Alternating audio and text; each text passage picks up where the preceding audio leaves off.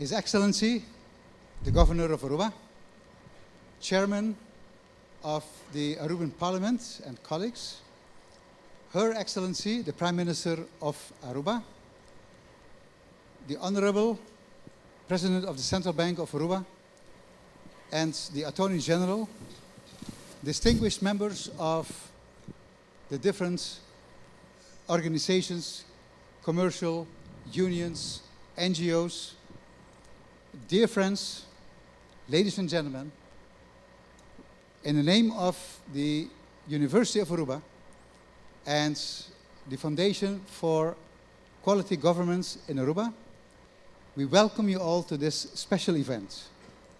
We are very glad that you all joined us in this quest for the road for good governance. Thank you very much. Tonight we have invited the leaders of our most important institutions to share their vision and ideas with the Arubian community. The choice for them was not an accidental one. Of course, it has to do with the serious situation of Aruba. But however, tonight we shall not dwell on the causes, but rather focus on a necessary change of our political tradition.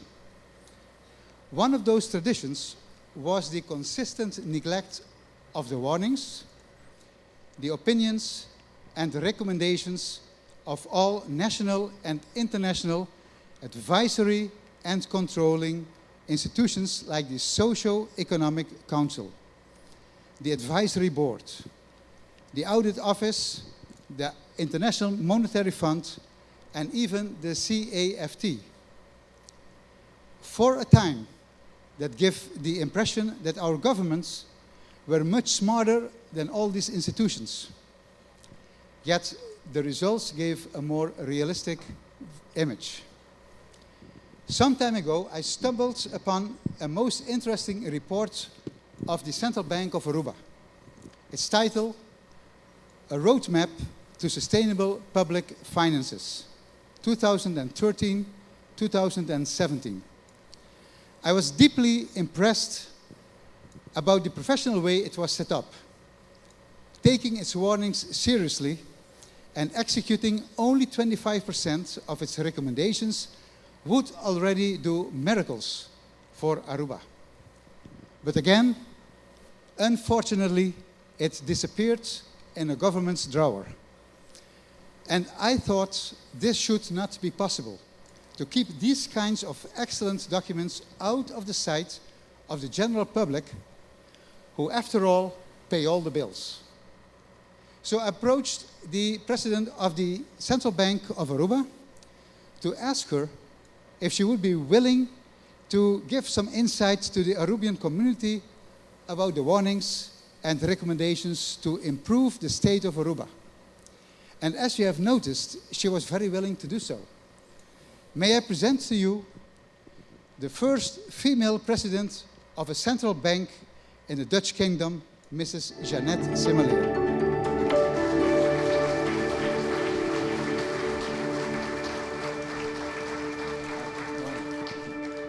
Excellencies, members of parliament, other special guests, colleagues, ladies and gentlemen, a very good evening to all of you. First of all, allow me to thank the Fundación Gobernación de Calidad Aruba for inviting me to be one of the speakers tonight. Secondly, I sincerely congratulate its founders for organizing this important symposium, the second one on the topic of the road to good governance. In my opinion, this is a huge accomplishment. I know it is very challenging to organize a symposium on good governance, even though it is a topic we talk about every day as it impacts the quality of our lives and decisions we make. Good governance and public sector management seem to be a contradiction in terminis in our country. And at the moment, it appears to remain an illusionary goal and something of the far future. It looks like a long and difficult road, ladies and gentlemen. So Armand, I don't know how many more symposia you need to organize before the rubber hits the road that not only you, but many others so much have written about and spoken of. Hopefully through these types of forums, by facilitating public discussions and possibly solutions, fresh aspirations and new convictions for a better Aruba would lead to concrete actions to bring public sector management in alignment with international best practices in the area of good governance and fighting corruption. One of the main concerns of the central banks is the accomplishment and maintenance of sustainable government finances. This is also the case for the Centrale Bank van Aruba. Why are we worried about the government's financial position and whether it is sustainable or not? The answer is simple. It impacts the sustainability of the fluorine fixed exchange rate regime, as well as the government's position as a credible borrower. To maintain confidence in the fluorine, the CBA targets levels of the foreign exchange reserves that are at any time available for covering transactions with non-residents.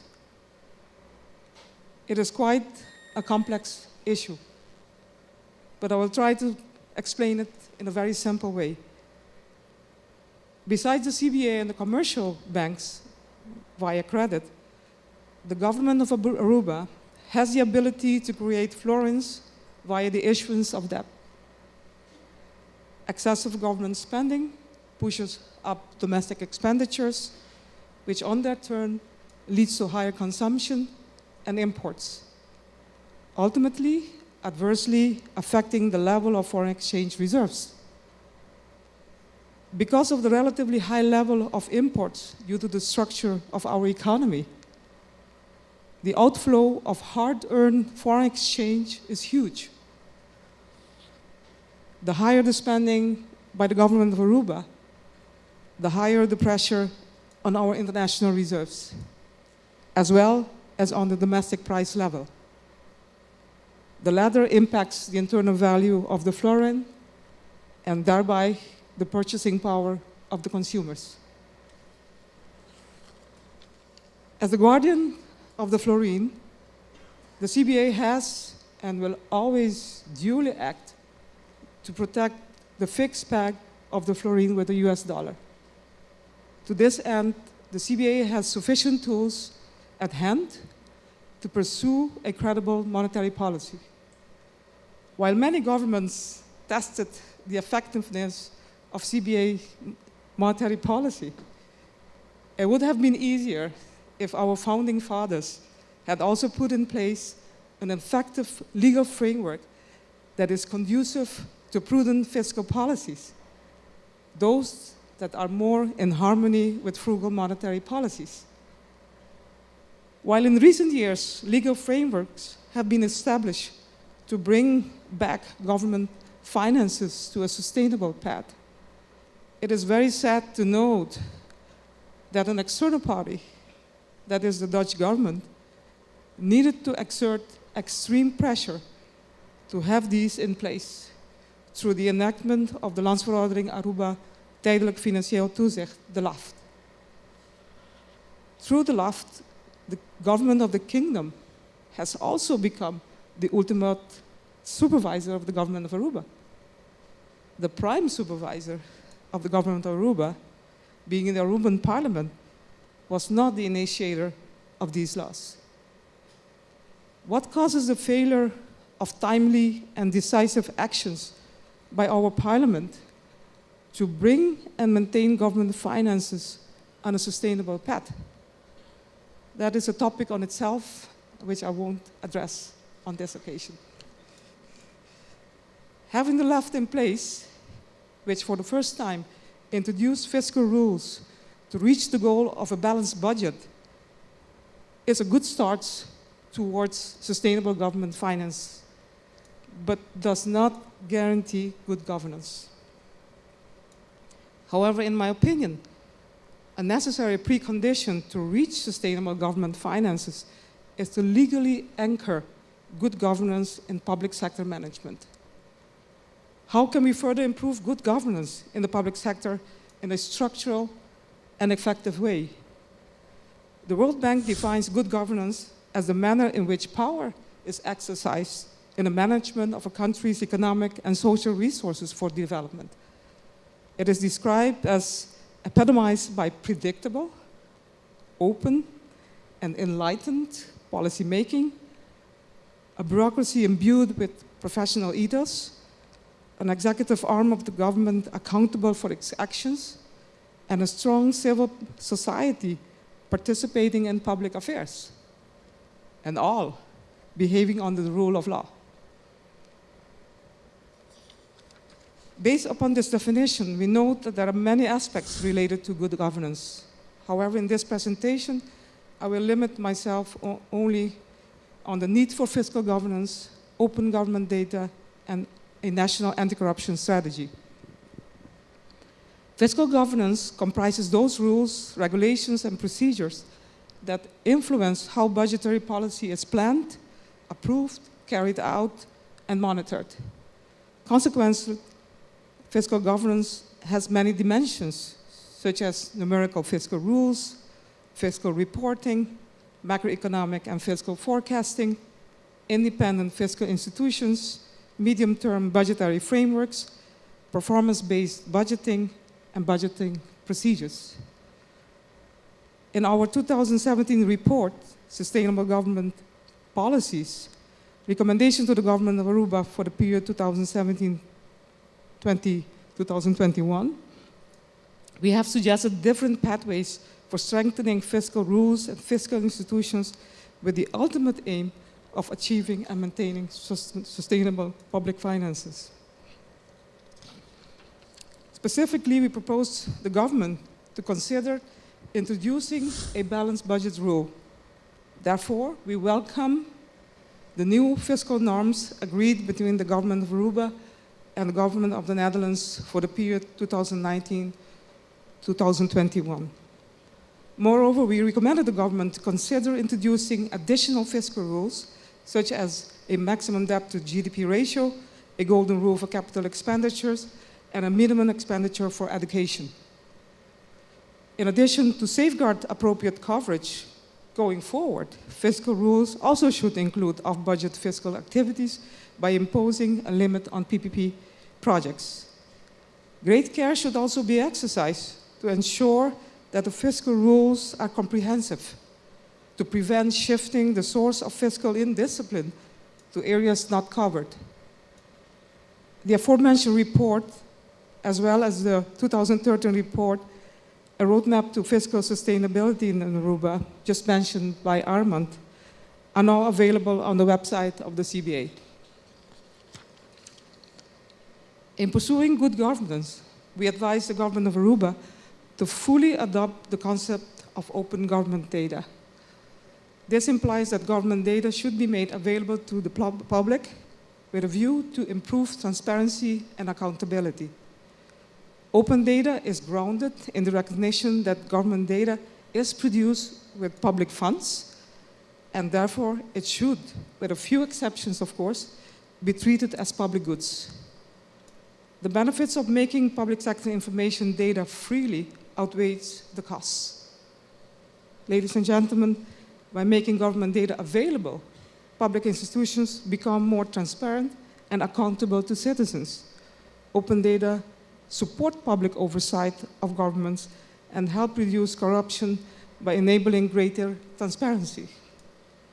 In practice, achieving these conditions prove particularly challenging, given that government data are collected by numerous public entities in Aruba, with their own mandates, standards, frameworks, and processes to collect and disseminate information.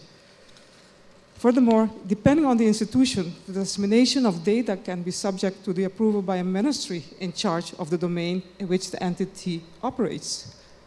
Such an environment could give rise to principal-agent problems when data releases don't align with the incentives of the respective ministries. Legal constraints currently also restricts data sharing across institutions and government departments. The Statistics Ordinance does not explicitly authorize the Central Bureau of Statistics to demand data from other government entities or institutions. These partners are therefore less compelled to share the data, often citing the need to uphold confidentiality. Internationally, on the other hand, we have made an important step on data sharing last year, as Aruba is now included in the data banks of international institutions, such as the IMF and the World Bank, and has become a member of the IMF's Enhanced General Data Dissemination System, the so-called EGDDS. However, the number of available data series and their timeliness should be improved. To promote good governance in the public sector, we have advised the government of Aruba to adopt a national anti-corruption strategy. After all, corruption is the antithesis of good governance. High levels of corruption could have many negative repercussions. Corruption debilitates public finances, thereby undermining desired outcomes in, for instance, education and healthcare as a result of less available resources. Furthermore, corruption weakens government's ability to provide inclusive growth in a number of different areas. Therefore, the government of Aruba should embrace, in close collaboration with relevant stakeholders, a holistic national anti-corruption strategy that meets international standards. This anti-corruption strategy should be founded on the principle of integrity, transparency, and accountability. As I mentioned before, policy on openness of information, such as open government data, could be one element of a possible anti-corruption strategy to improve transparency and accountability.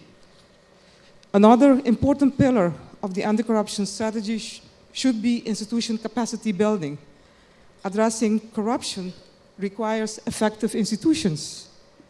In this context, integrity in the public sector should be enforced by developing a cadre of competent public officials who are independent of both private influence and political interference. Moreover, the government of Aruba should strengthen public institutions that control or that advise the government, such as the Centrale Accountantsdienst, Algemene Rekenkamer, and the Raad van Advies. This could be achieved by ensuring their budgetary independence and securing professional staffing and leadership, as well as the necessary authorities to perform their tasks. In addition, a dedicated institution should be established in charge with good governance. Furthermore, the government should strengthen and introduce relevant anti-corruption laws and regulations and the strict enforcement hereof. An important measure is, for instance, the introduction of a policy for dealing with conflict of interest and legislation with regard to the financing of political parties. People empowerment should be another pillar of this anti-corruption strategy. The civil society should act as a watchdog that monitors and scrutinizes the government's actions and measures in fighting corruption. A whole of society culture of integrity should be fostered, and education programs should be implemented, especially for the youth, to stimulate integrity and raise awareness of the risk of corruption, as well as to actively support actions to be taken by citizens to, for example, report corruption when detected. Last but not least, the Parliament of Aruba should be strengthened to be able to effectively perform its duty of supervising the work of the government. Although anti-corruption reforms can be adopted quickly, we know that time is needed to build effective institutions, to implement and to strictly enforce the anti-corruption rules and regulations set in place. Therefore, it is prudent to adopt a multi-year anti-corruption strategy comprising a number of mutually supporting programs. To be able to formulate and execute an anti-corruption strategy successfully, we also need information on the experience and perception of our citizens with regard to corruption. Therefore, in the last months of 2018, we have conducted a corruption perception survey in our community based largely upon the methodology applied by Transparency International. The survey included questions about the perceived level of corruption, the experience with the corruption when using services, particularly in the public sector, the experience when reporting corruption, and the need for additional anti-corruption measures. Preliminary results indicate that about 70% of those surveyed think that the problem of corruption is widespread in Aruba, while a marginal percent think there is no corruption. Also, almost 70% agree there is corruption in public institutions in Aruba. Only close to 20% disagree. Another important result among those interviewed indicate that more than 50% agree that the current parliamentary system contributes to corruption in Aruba. Another finding shows that about 60% perceive corruption as part of the business culture in Aruba. Also, more than 70% agree that favoritism and corruption hamper business competition. On possible actions to mitigate corruption, about 80% agree on the introduction of an integrity chamber in charge with advising on integrity policies. Above 80% agree on the introduction of legislation with regard to the financing of political parties. And more than 60% agree on the use of referendum for important decisions. The preliminary result of this survey are telling and underline the need to take swift and decisive actions to counter any effort that may be conducive to corruption in the public sector.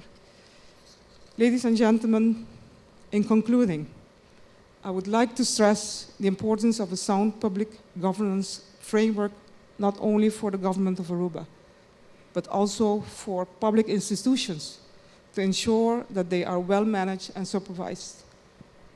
I know in the past, the government took concrete actions to introduce a corporate governance code for public entities.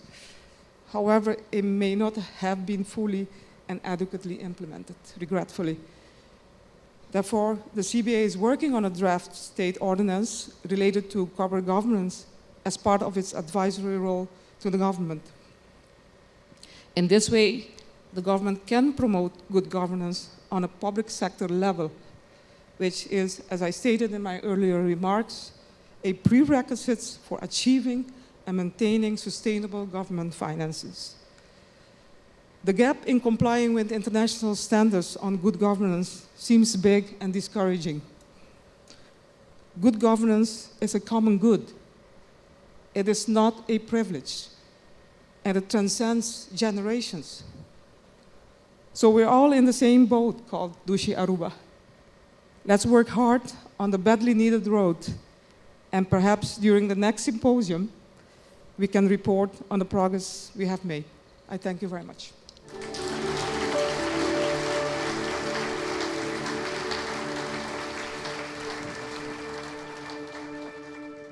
Thank you very much, Mrs. Simeleer. Those of you that were present at our first symposium in September 2017 might recall how our keynote speaker, Mrs.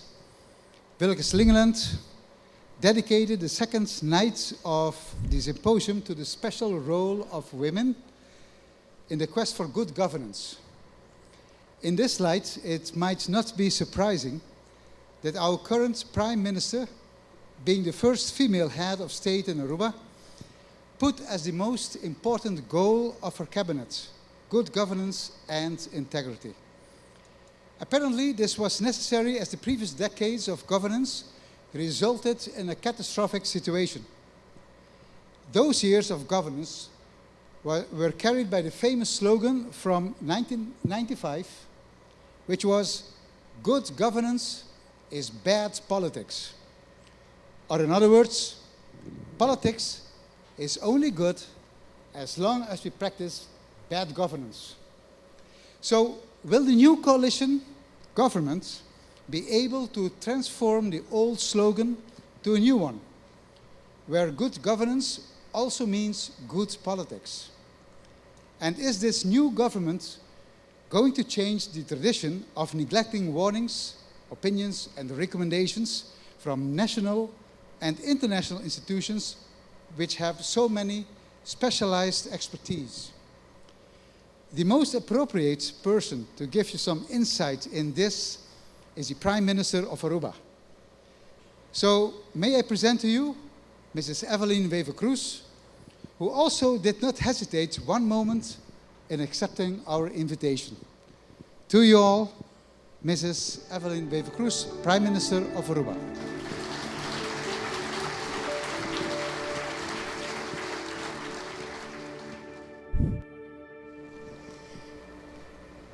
His Excellency the Governor of Aruba, Mr. Alfonso Boekhout, the Chairman of the Parliament of Aruba, Mr. Adi Thijssen, members of Parliament present, colleague ministers, distinguished guests, ladies and gentlemen, good evening.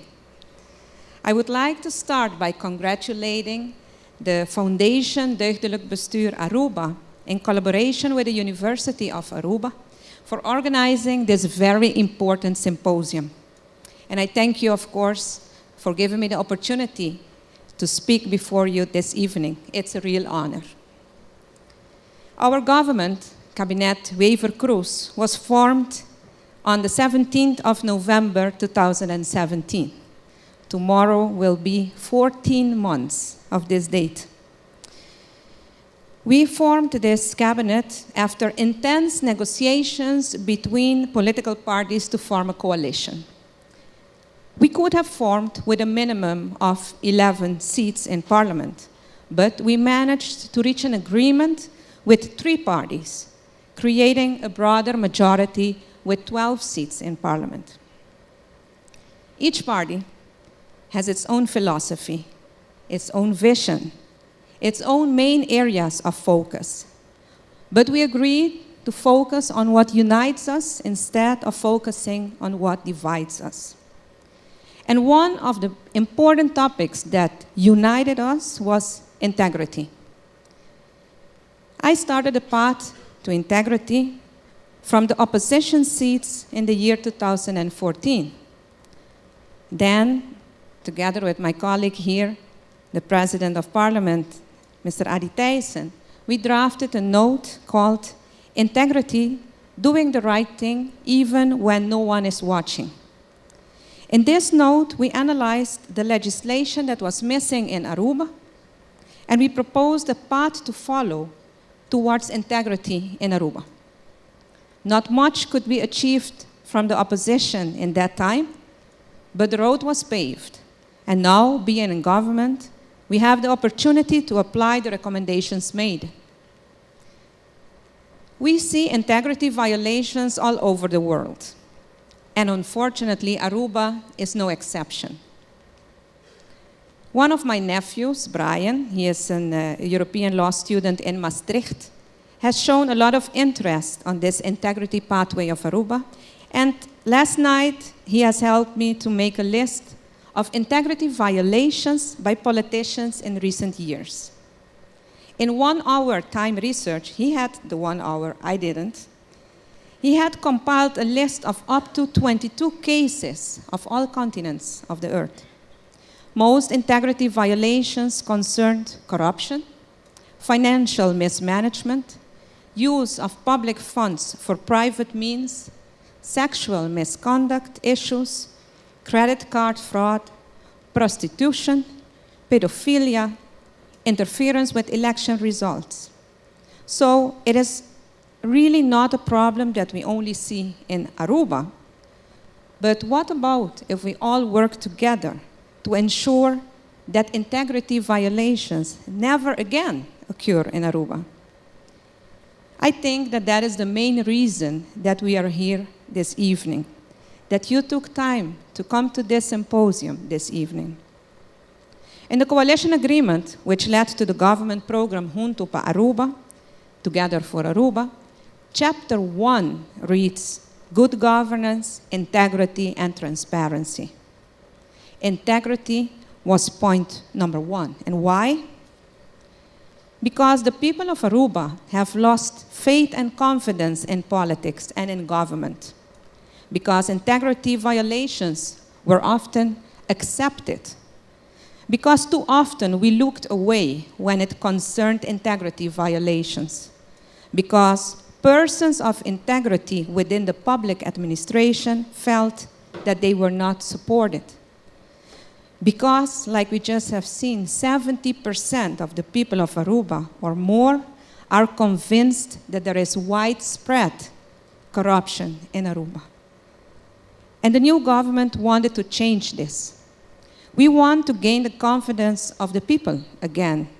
We want to gain the confidence and the credibility internationally, not only within the kingdom, but also with the financial institutions like the IMF and the rating agencies.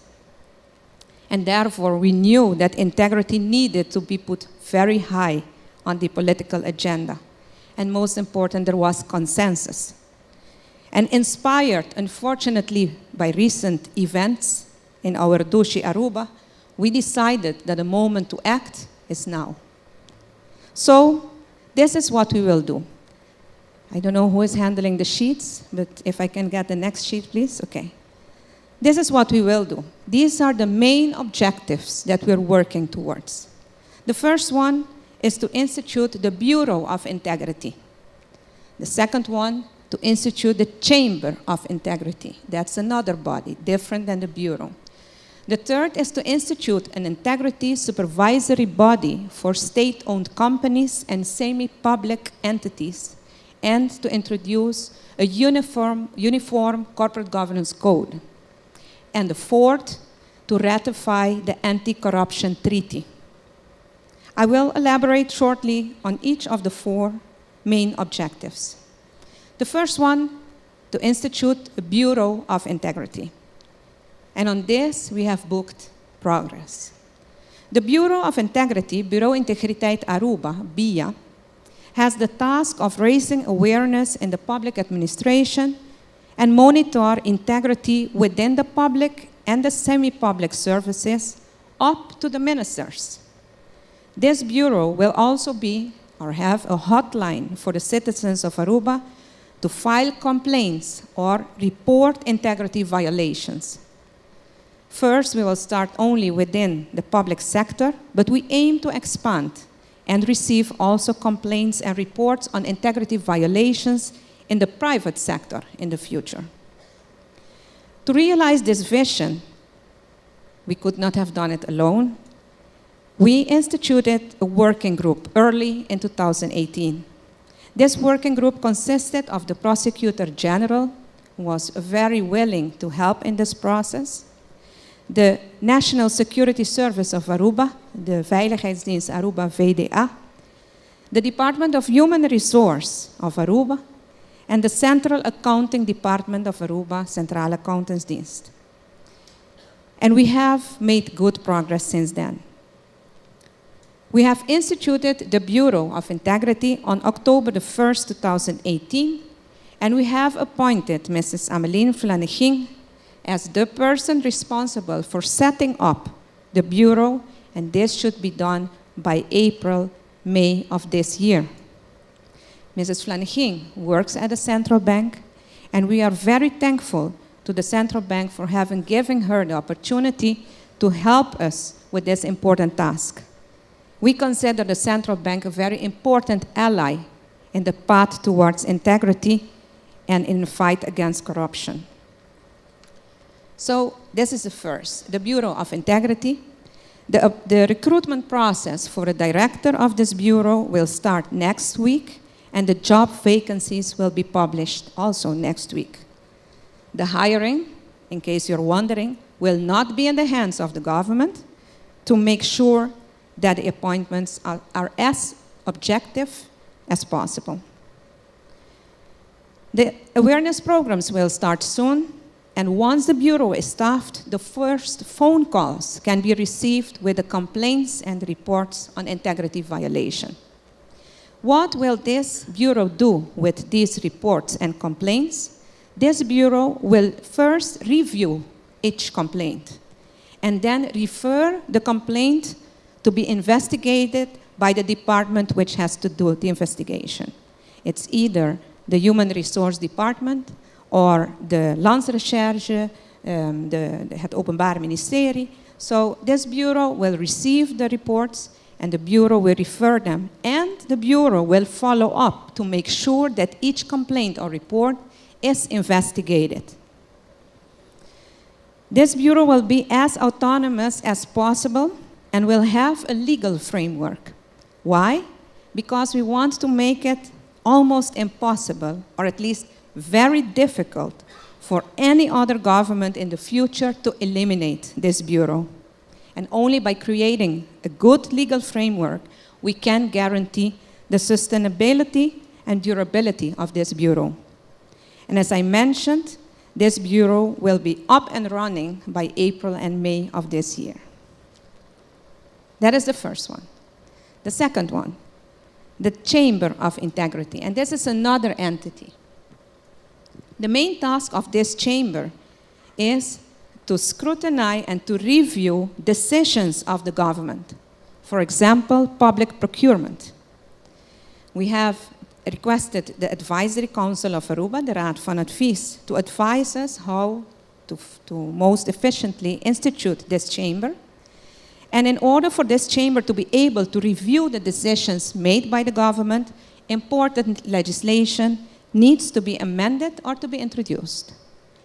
One of those is the procurement rules on the financial legislation, de openbare aanbestedingen in de comptabiliteitsverordening. These need to be amended. The draft has already been sent to Parliament and is planned to be handled in Parliament in the first half of this year. Another very important legislation is the legislation on the financing of political parties, and this needs to be introduced. And I'm very honored to see that the Parliament has taken a very crucial role in this path towards integrity as well. And that members of Parliament, we have here Mr. Vrolijk, one of the initiative namers, one that took the initiative. They drafted this legislation, and it is also in the process of being handled, hopefully in the first half of this year. And another very important legislation is the legislation on the screening and the integrity of the members of Parliament and ministers that needs to be introduced. And this is also an initiative of the Parliament of Aruba, already drafted within, already submitted to the Raad van Advies, the Advisory Council, and also planned to be handled in Parliament in the first half of this year. I have also instituted a committee in charge with strengthening the democratic system of Aruba, Commissie Versterking Democratisch Bestel Aruba. And this committee will present to the government proposals, advices, how to strengthen and to solidify the democratic institutions. They were already mentioned. We were talking about the Advisory Council, Raad van Advies, the Algemene Rekenkamer, the Parliament of Aruba, and the Ombudsman that will be introduced as well. They are also assisting in the institution of the Ombudsman. We are walking the path towards Integrity Chamber as much as possible also together with Curaçao and St. Maarten. Because of the small scale of our islands, we will be much stronger if we work together and if we exchange experts to staff the several chambers.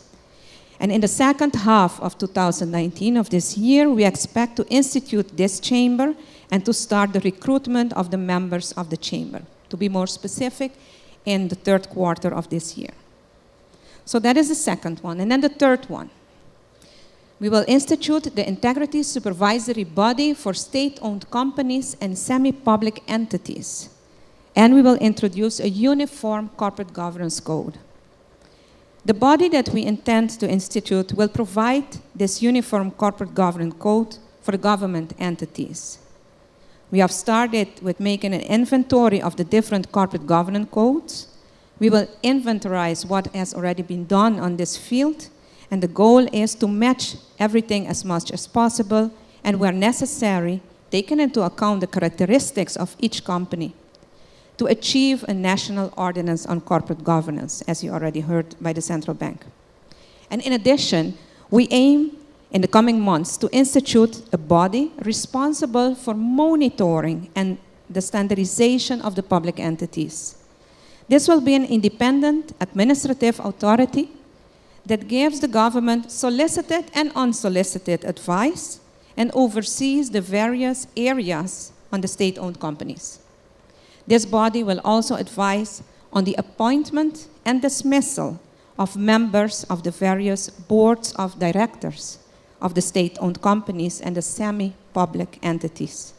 And the aim is to finalize the preparation in the second half of this year, more specific, the fourth quarter of this year.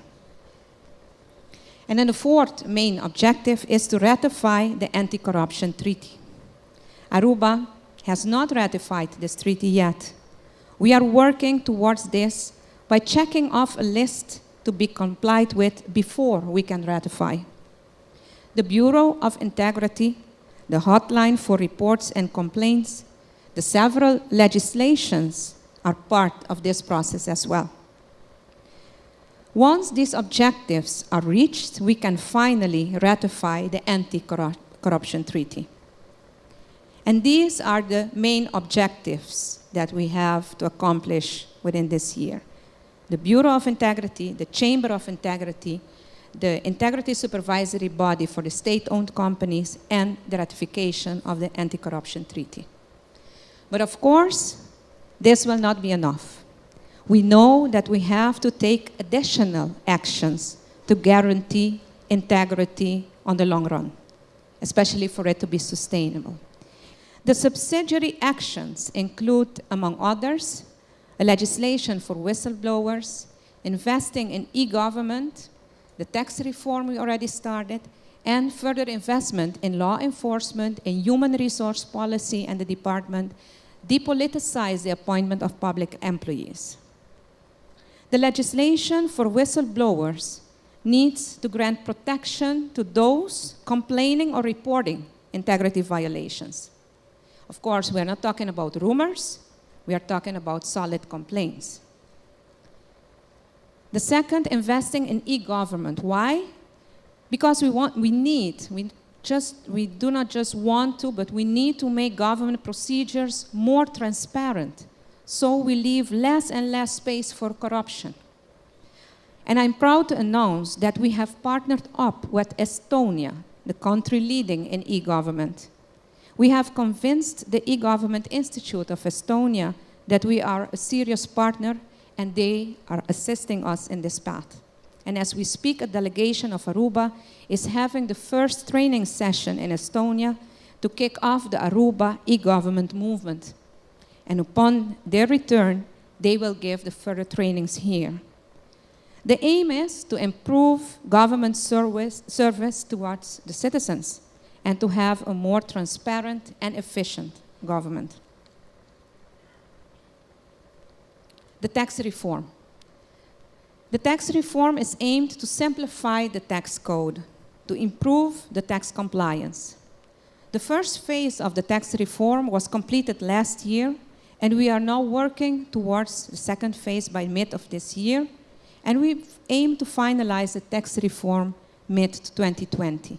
And by then, we hope to have a very efficient tax system in place, but especially a more transparent tax system. Investing in law enforcement and human resource departments of the government, and that is of course important in order for these departments to be able to conduct investigations of integrity violations that are reported. Because otherwise, we receive the reports and we do not do anything with it. That is not an option. We have to invest in our human resource policy, and we have to depoliticize as much as possible the appointment of public employees. These subsidiary actions will be undertaken in the course of this year and the next year.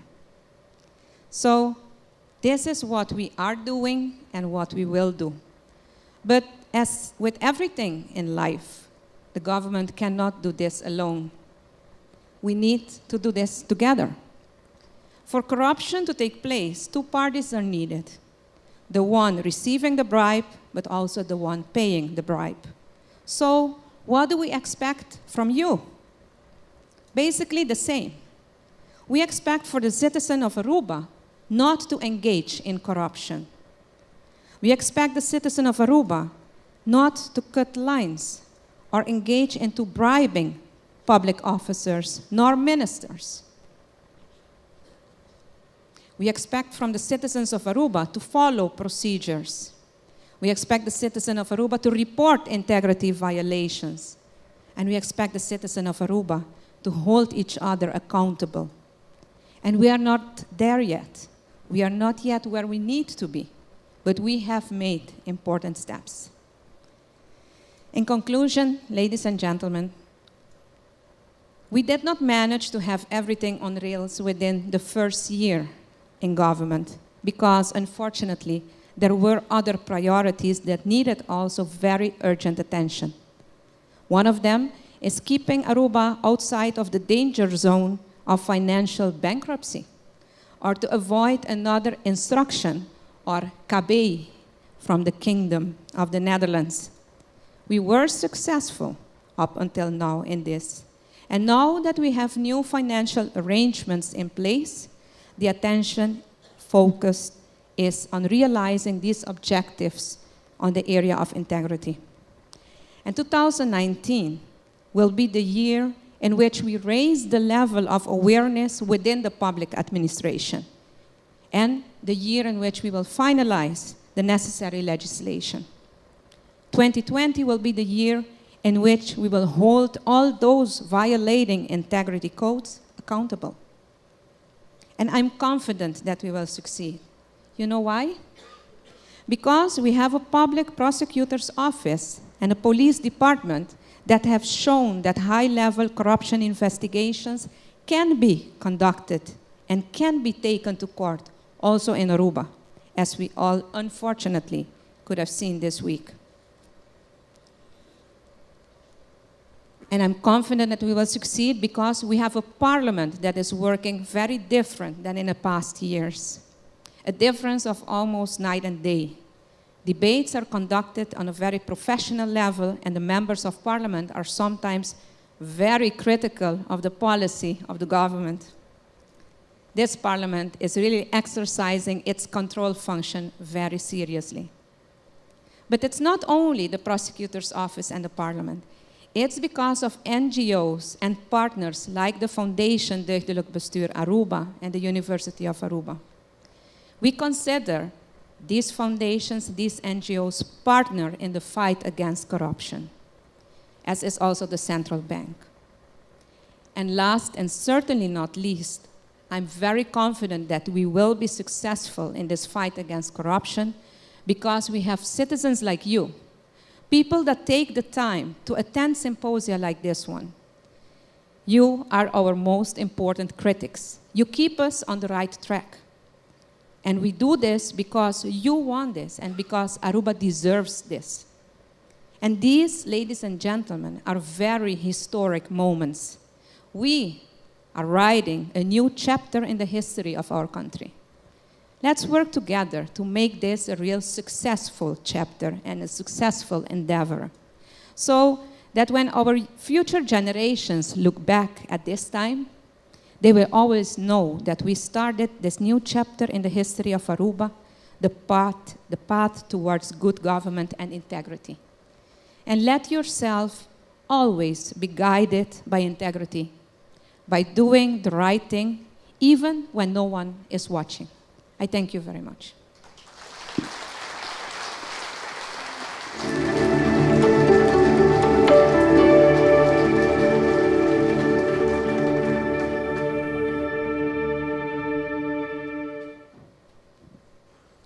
Thank you, Mrs. Prime Minister.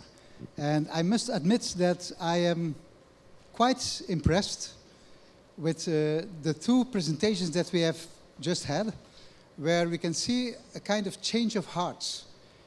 Because I think it's the first time in the history of Aruba that we had the leaders of such important institutions, the Central Bank of Aruba and the government, that complied with the request of a civic movement to come and talk about such an important issue. Because we all know, since, you could say, the beginning of status aparte, maybe 2 years afterwards, when the first big problems were more or less resolved, that things started to go wrong. And we all knew that it was getting worse. And at a certain moment, so many people lost hope and thought things can't be changed anymore. Well, I think we see a beginning of a change. And I'm hopeful, just like our Prime Minister, that working together, putting all our forces, all our insights and all our inspirations together to really make it to a more or less corrupt-free Aruba. I think that is the best thing we can offer to our kids and our whole community. We have come now until the half of the first part of tonight. As I told before, we are going on with, let's say, 2 men who are going to talk about the legal thing. But before that, we have a little surprise for you. Because, as you know, with me, the most beautiful song in Aruba is our national anthem. Because it was made with the love of 2 of our cultural fathers, which were Rufo Wever and Spadulampe, who wrote the song and who composed it. And all the people that sing it all the time again, sing it with the same love that those people felt when they made it. But they are not the only ones that love our little islands. So many tourists come here year after year, sometimes for decades, and they have the same love for Aruba.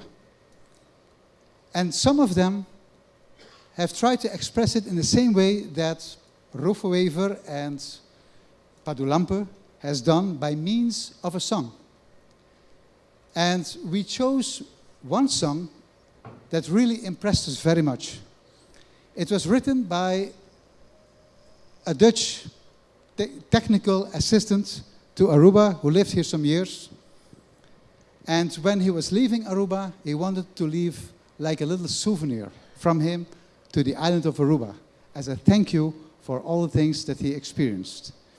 I want to present to you the song under the name of Harmony and Contrast, but more people know it as the Yamanota.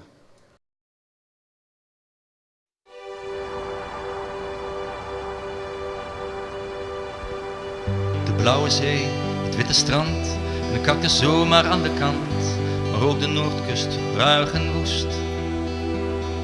Het zijn contrasten zeker, maar het mag op Aruba naast elkaar. Een limousine, een stuk oud roest. Poco poco, niemand heeft haast, rondangerend weggeraast, maar moet er iemand oversteken. Dan blijft men rustig even staan, met weliswaar de boombox aan, en is de haast opeens geweken. En staande op de Yamanota zag ik dit kleine eiland aan. Wat ik er zag was zoveel schoonheid, en dat mag nooit verloren gaan. De hooiberg en de Franse pas, de arikok, het struikgewas, met vergezichten wonderschoon. Maar hele stukken weggevaagd, zelfs oude bomen omgezaagd, dat is toch echt niet meer gewoon. Een kwieboom, een leguaan, gelukkig dat die nog bestaan, en ook de waterpannenbomen. Maar pas toch op, het wordt fataal, als jou in naam van het kapitaal dat alles zou worden ontnomen. En staande op de Yamanota zag ik dit kleine eiland aan.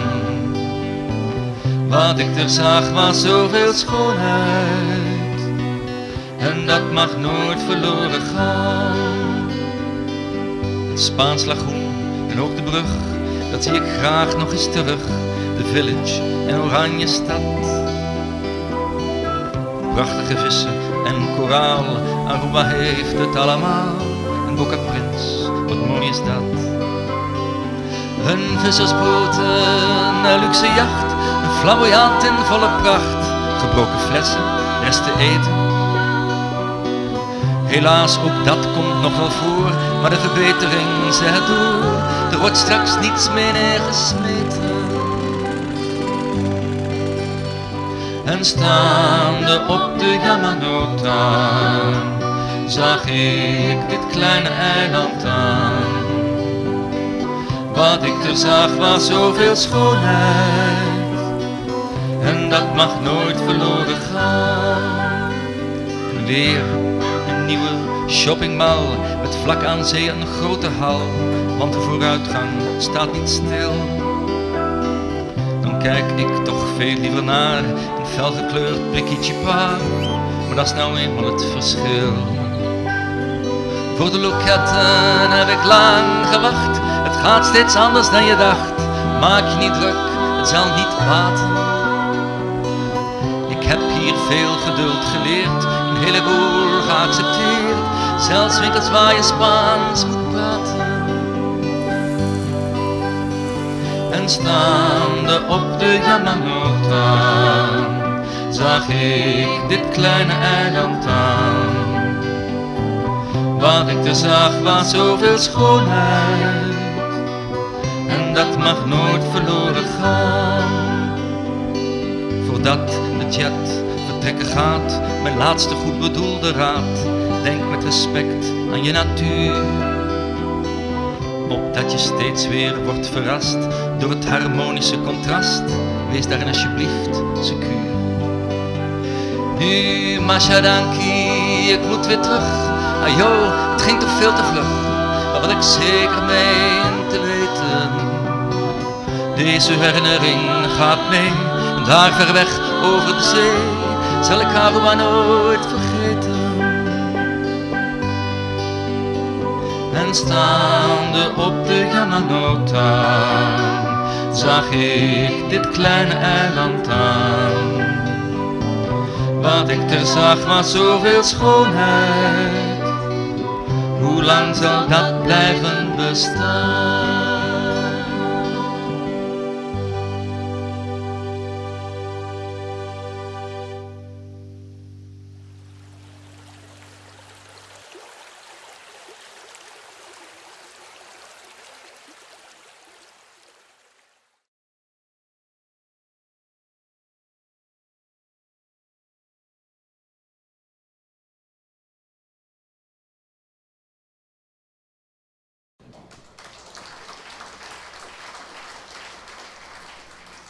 The man who made this was Will Bauer, quite some time ago.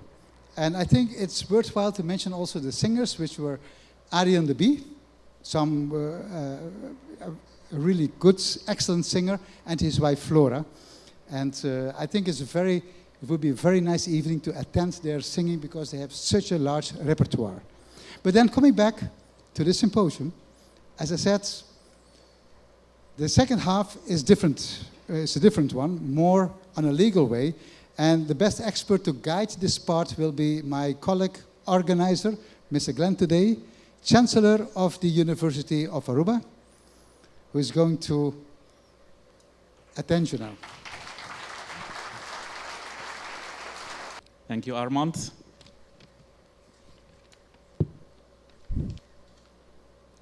Well, ladies and gentlemen, I hope you've been enjoying the symposium up to now. We're going to move to the second half of this part. And please allow me to give a short introduction to the next speaker. Shortly after Aruba achieved its status aparte, discussions started about the way Parliament of Aruba functions. Members of Parliament appeared not to be focused on the interests of the Aruban community, but rather on those of the minister or the Council of Ministers and their political party. Parliament of Aruba should supervise government and design national laws on behalf of the Aruban community. Constitutionally, the most important role of Parliament is to be the one body that represents the whole community of Aruba. Did and do members of Parliament fulfill this function in line with this important constitutional duty? It does not show often, as debates about personal and party interests are the norm. Consequently, a large part of the Aruban community considered and still consider Parliament as a dysfunctional body, apparently acting more in line with private interests in the traditions of bad government. In our society, the qualification stempel parliament, a stamping parliament, is often used to qualify this. Many opportunities to practice good governance have been missed and are missed because of this improper focus. So we do hope on a shift. And this means that in order to realize good public governance, a radical transformation in the behavior of the members of Parliament and thus of the functioning of Parliament, that is a prerequisite. We asked the fraction leaders of the two largest political parties in Aruba that have been up to now determining the workings of Parliament what concrete actions they would take in order to make Parliament function more adequately. We are very happy that the fraction leader of the largest coalition party in Parliament was willing to accept this challenge. And please join me in welcoming Mr. Rocco Chong to the podium.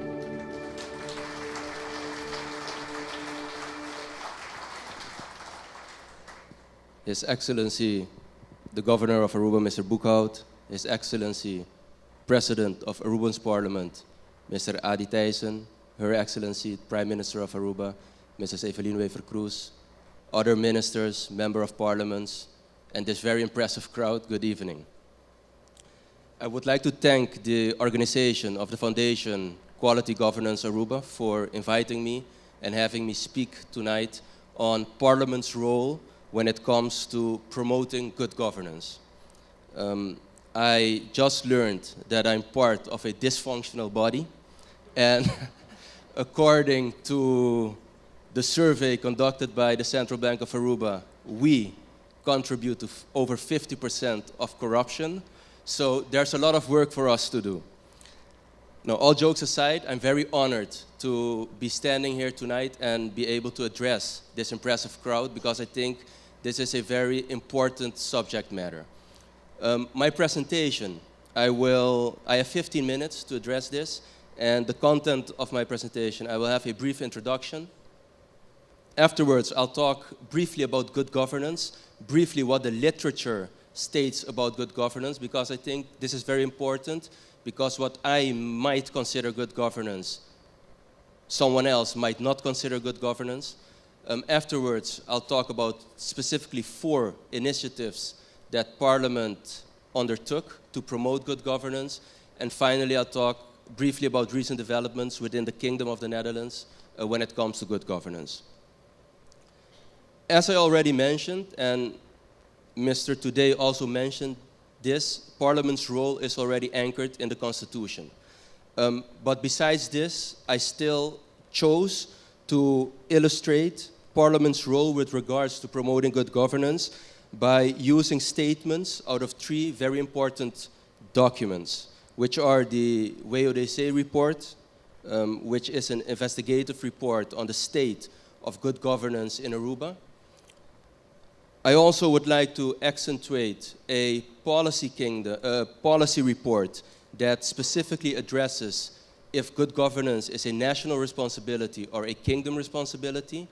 And last but not least, I will like to illustrate the importance that the current government puts towards good governance, and this is anchored in the government program Junto para Aruba. If we look at the WODC report, a parliament's role is explicitly mentioned, and they specify that good governance depends on well-functioning of institutions that supervise the executive power, like Parliament, the National Advisory Council, the Court of Auditors, and also the Internal Auditing Service. Furthermore, one of their conclusions was that when members of Parliament noted legal infractions, they did not undertake action. So this emphasizes the important role that Parliament has when it comes to promoting good governance. If we look at the policy document I was referring to, which specifically, if we can still remain on the previous slide, please. If we look at the policy document I was mentioning, where they specifically address the difference between good governance being a national matter or a kingdom matter, if we read the explanatory memorandum on this law, we know that they mention that good governance in the first place is a national matter and that the kingdom has a supervisory task. And they emphasize this, that collaboration is essential when it comes to good governance within the kingdom.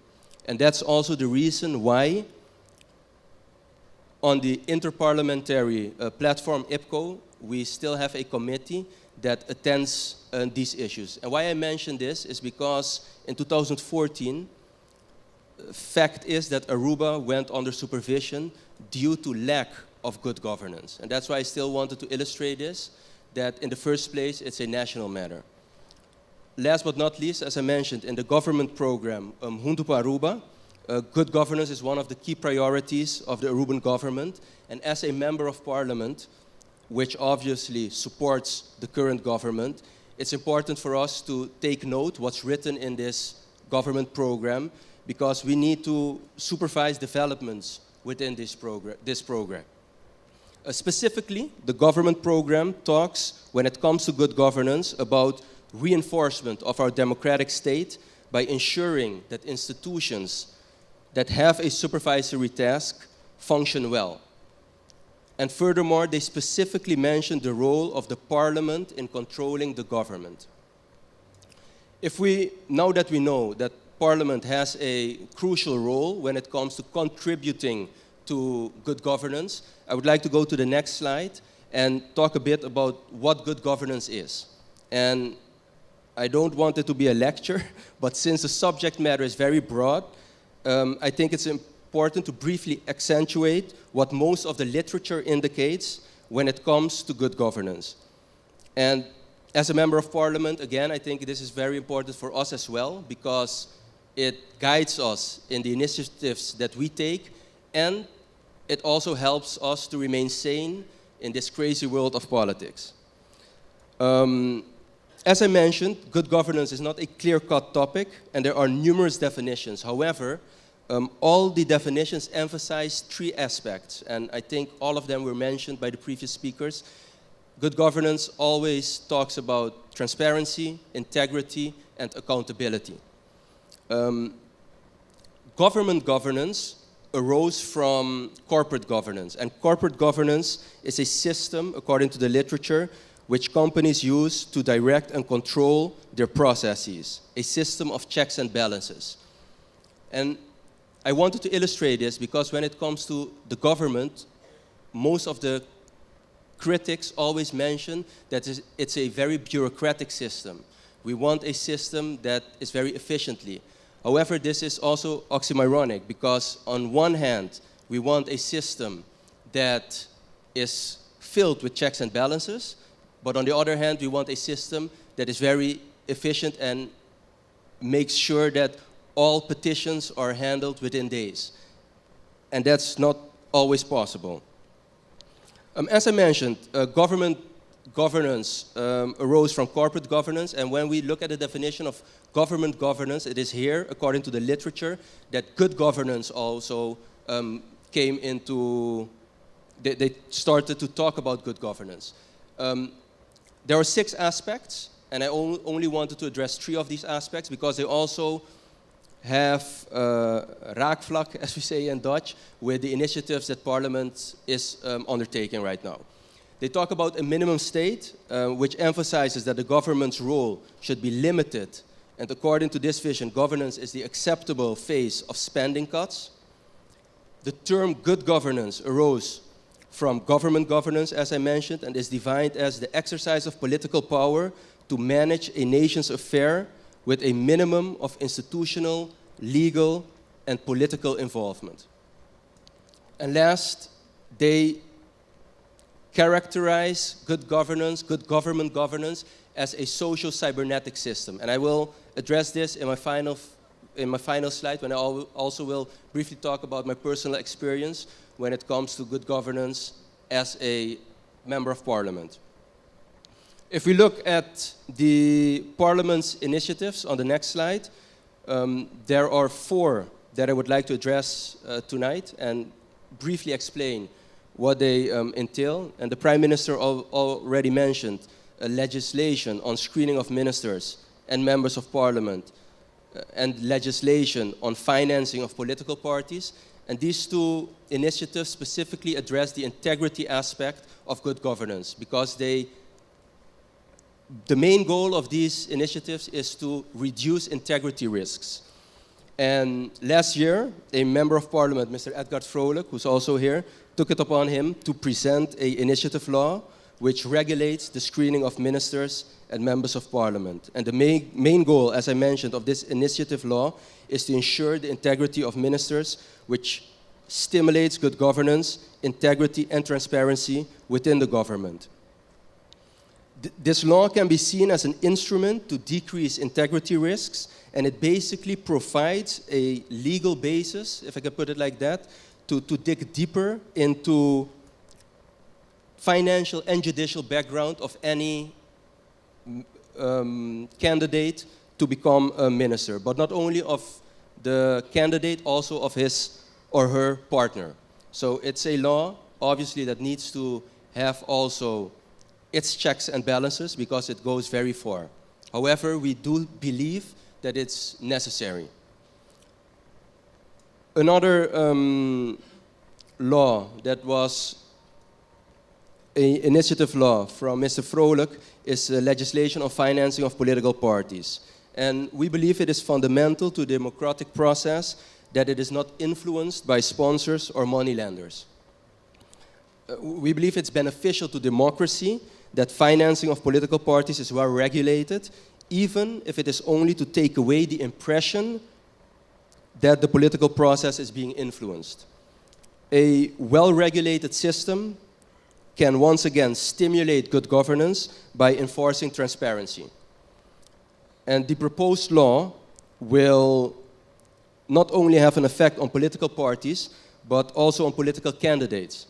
And it takes all aspects into account, such as fundraising events, foundations, and also gifts. So it imposes a great responsibility on all political candidates, as they would have to register all gifts that they receive. And in order to impede that donations or gifts are being donated through a firm or another entity, a UBO declaration will also be mandatory. Parliament's proposal, the 3rd bullet point, this was a proposal during the public meeting of 2018, and it had to do with our financial situation. During a lot of meetings that we had with, among others, the CAFT, they always mentioned that they only supervise on a macro level. And that's the reason why a lot of, let me put it like that, unrealistic numbers that were presented were not, they did not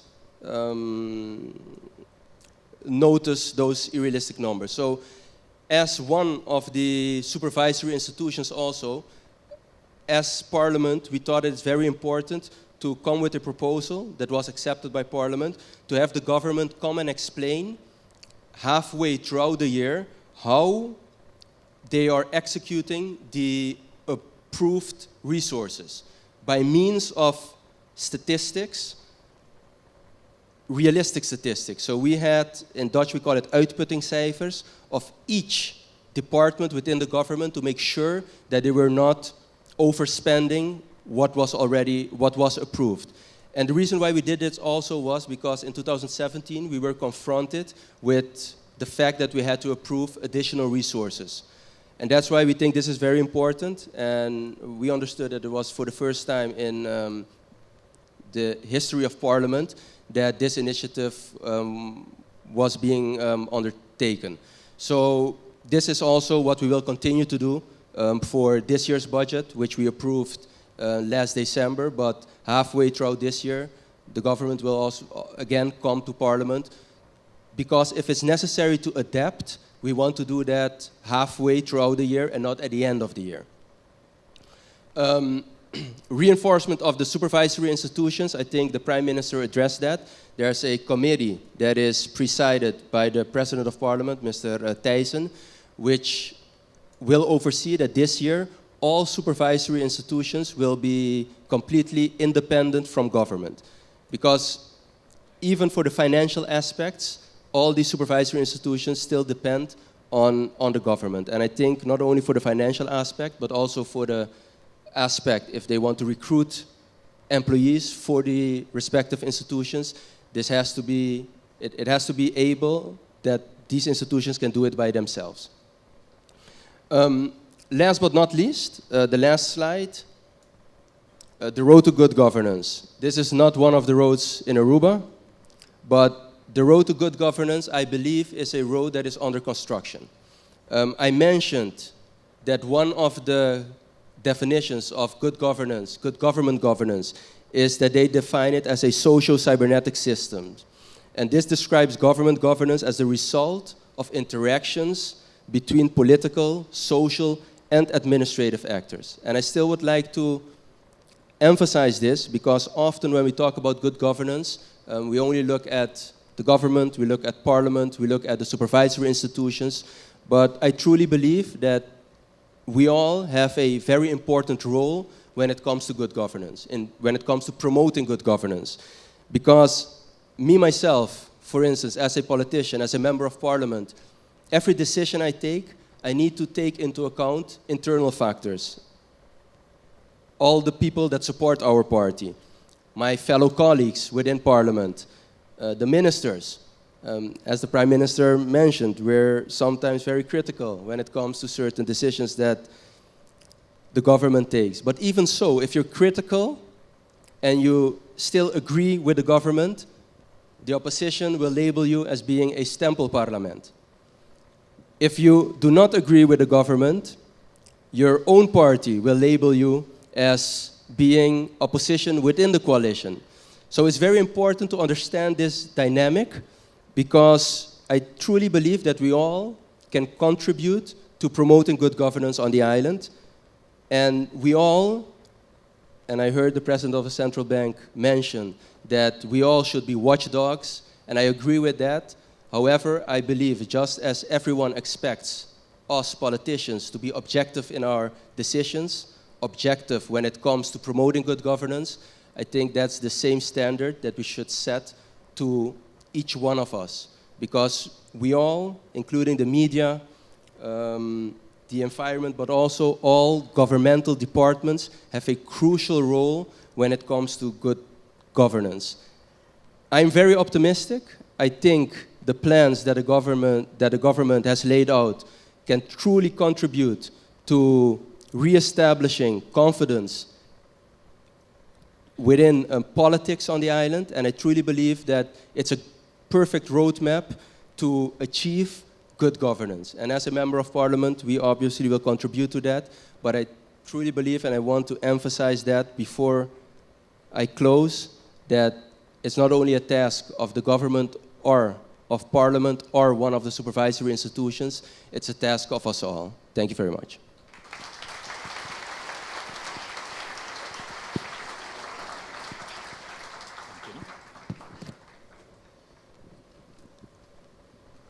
Many thanks, Mr. Chung.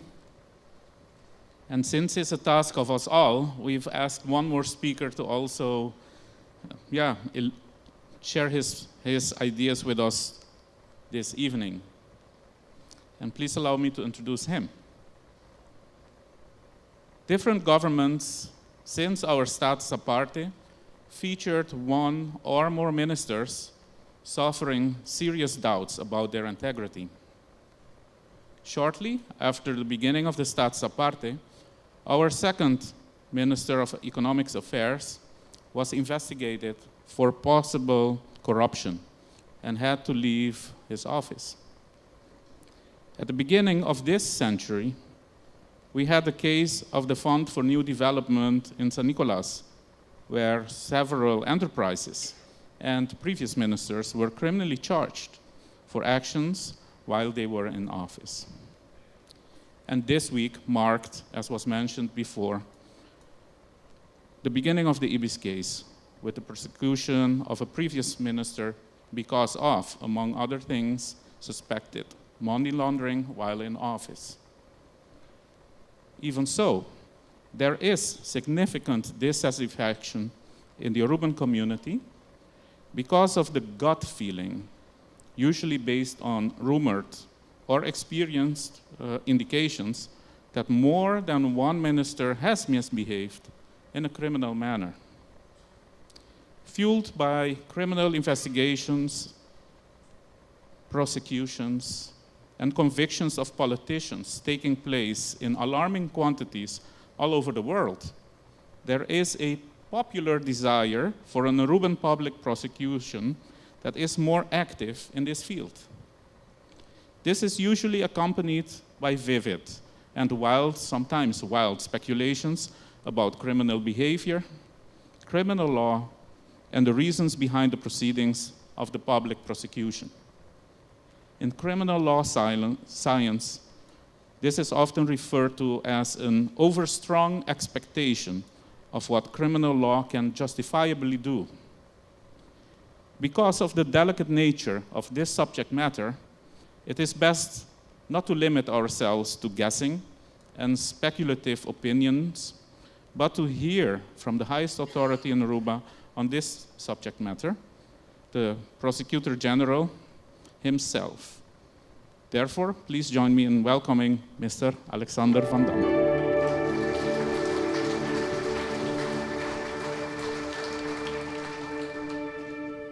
Well, Bonocci, His Excellency the Governor of Aruba, Her Excellency the Prime Minister of Aruba, the Honorable Speaker of the Parliament of Aruba, Members of Parliament, ladies and gentlemen.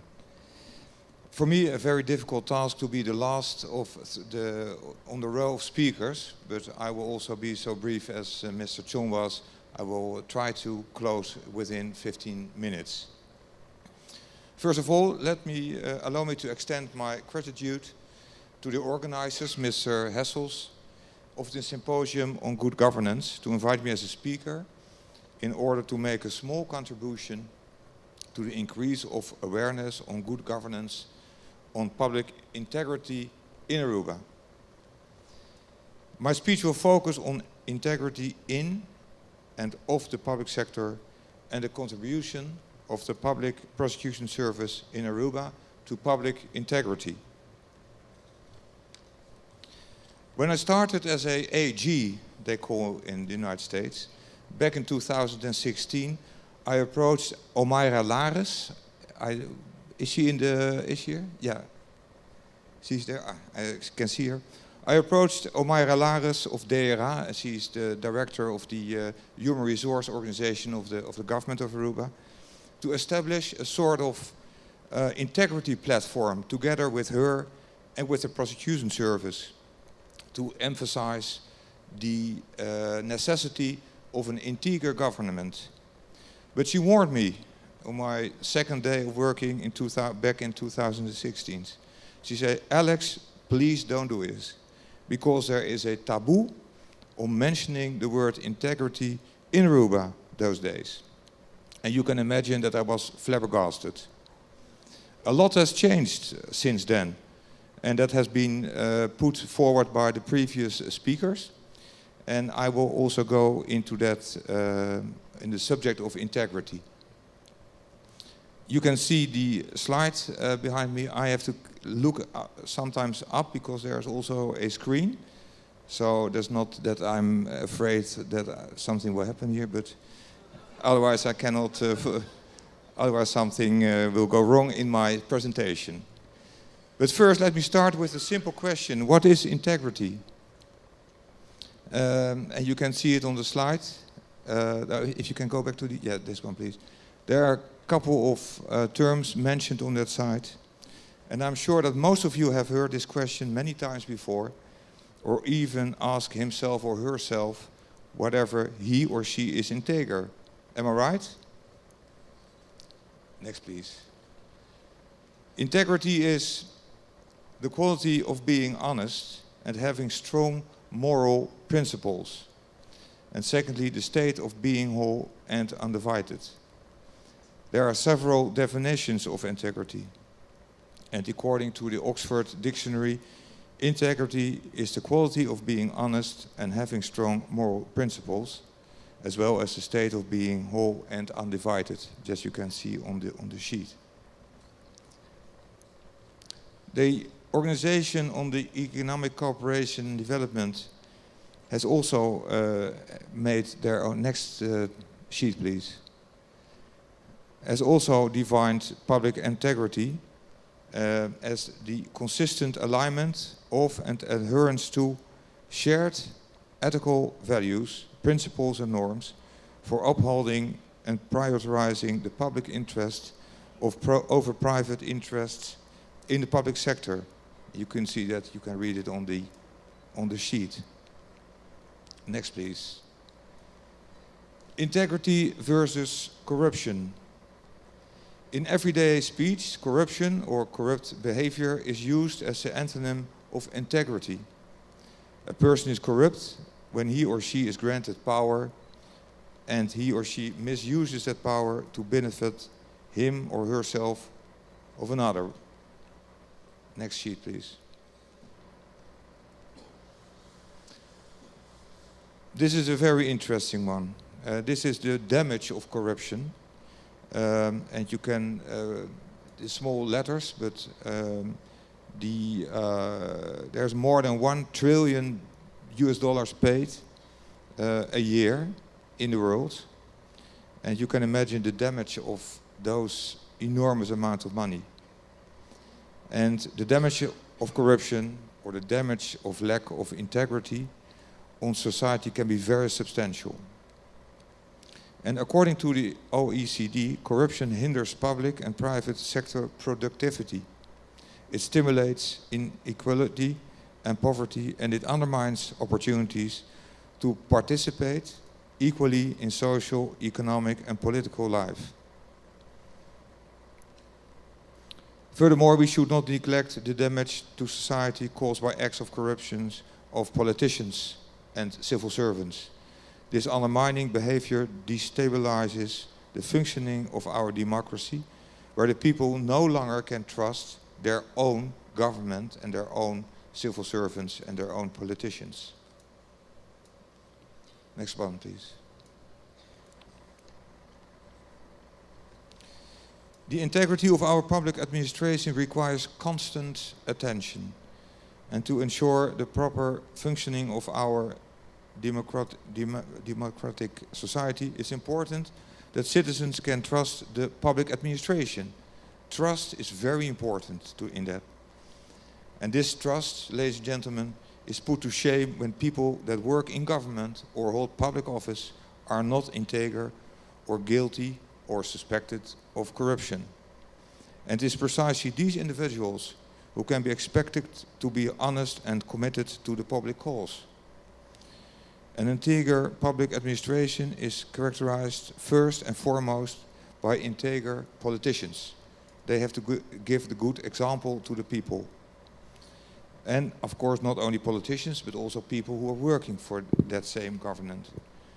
After all, they serve as an example to society and to the civil servants working for them. But also the people working in the civil service, the civil servants should lead by example. A conditio sine qua non for an integer public administration is that every politician and government official must comply with the legal regulations in his country. There can be no exception for politicians or civil servants, not even for me. For politicians, integrity should be important since they are elected to serve society. And the people or the society have given up their power to politicians for the benefit of the people to serve society. People have given power to the members of parliament, of the Aruban parliament. And by their position, politicians have the power to influence.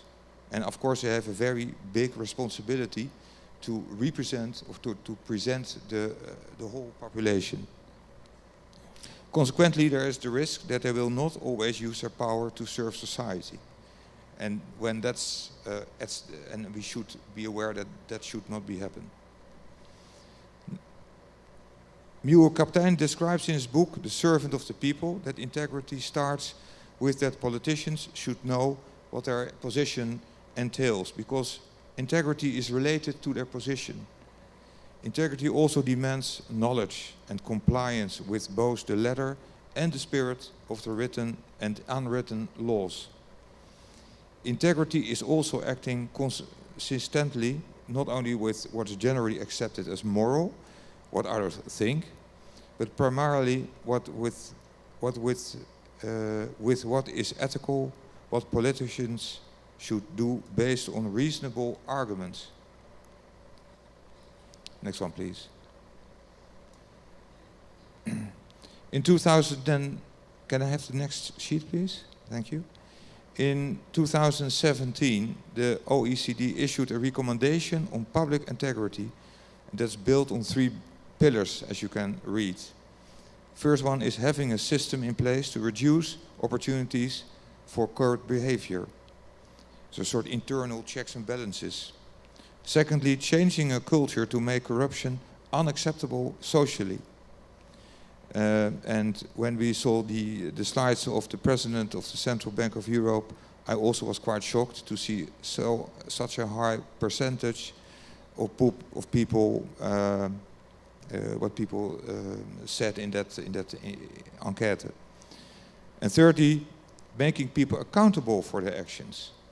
And that's what Aruba has been doing, and that was stated in the presentation of our Prime Minister, by establishing the Integrity Office, or the Bureau Integriteit van Aruba, because that's a very good first step, I think. And I'm also very honored to make a contribution to the further development of this bureau, because it's a start, it's a good start, I think. And I think it's also a very good start that the word integrity can be mentioned. So Omaira and me, we can establish not a platform, but we can continue our good work in this Office of Integrity together with the Security Service. Aruba's approach. I won't repeat the presentation of the Prime Minister, but I will go into some other aspects of it. We have a sort of a drietrapsraket, I could know it. Should know the 3 ice creams you can see on the sheet. First is to create and increase awareness, and that will be the main focus of this Integrity Office.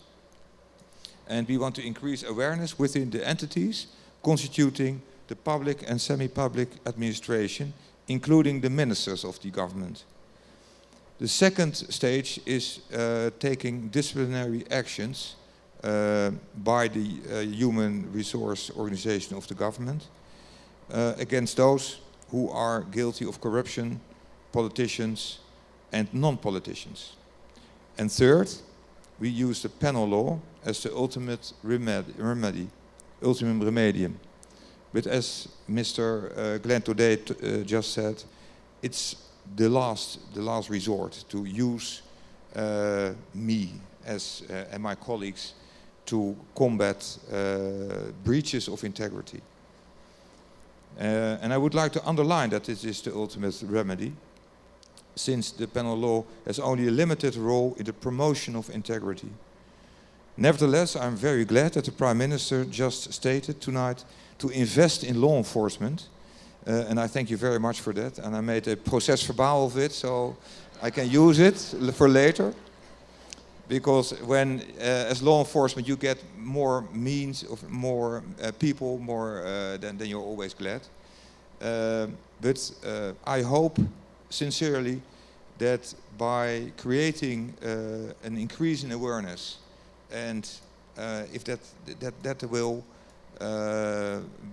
will be a sort of wake-up call for the people working for the government, within the government, and then if some people cannot do or are not being when they behave not integrally, then that will follow disciplinary actions. But I don't hope that my own Landsrecherche has to deal with all the cases, because they're very small, until tonight, of course. So actually the public prosecutor is not only involved at the end of the process when actually the public prosecution service is only involved at the end of the process. So we are in the stage 3, when corruption has already taken place, when the bomb has blown. Other parties, I think, play a much more important role in promoting integrity and preventing corruption, like DRH in Aruba. Nevertheless, the Public Prosecution Service of Aruba, together with its own Landsrecherche, it's a sort of the detective squad of Aruba that is subjected directly under my authority, and they are busy with integrity, with corruption cases. And they were a very strong partner. They are very good detectives, and I'm very proud of my own Landsrecherche, because the people who are working for the Landsrecherche of Aruba, they are very committed, and I really want to promote them. Not that you will meet them in person, of course, but I always tell to the director of the Landsrecherche that I'm very proud of him, and that I also have a big that I have much respect for him, because those people, those detectives, they are Arubans and they live in Aruba, and many people, they know many people, and many people know who the Landsrechercheurs are. And for the people who are being sent by the Dutch prosecution service, like me, we stay here 3 years and then we go back to Holland. But those people, they stay here. They have got a family, they've got their uncles, and etc. So it's very, I very much respect for those people who work here in those circumstances, because they have to arrest a minister, for instance. So, and that's not very easy, of course. One of the tasks, ladies and gentlemen, of the Landsrecherche is to conduct these criminal investigations into criminal offences committed or caused by investigating officers and public officials. And the result of this close cooperation between the Public Prosecution Service and the Landsrecherche in the fight against corruption by public officials and civil servants can be observed as we speak, and Mr. Klein today said it before me, in court in the Ibis case today, these weeks. And because this case is under the judge, I cannot go into further details of this case. But the former Minister of Labour and 23 other people are accused of corruption. I've come to the end of my presentation, ladies and gentlemen, and I would like to conclude by saying that although the Public Prosecution Service is mainly involved when corruption already has taken place, by ending non-integer or corrupt behavior, we also want to confirm the norms, set of integer behavior, and thus help prevent future non-integer or corrupt behavior. I thank you very much for your attention. Thank you very much, Mr. Van Dam. Ladies and gentlemen, we just are going to introduce to you a few small points before we finalize this part of the evening.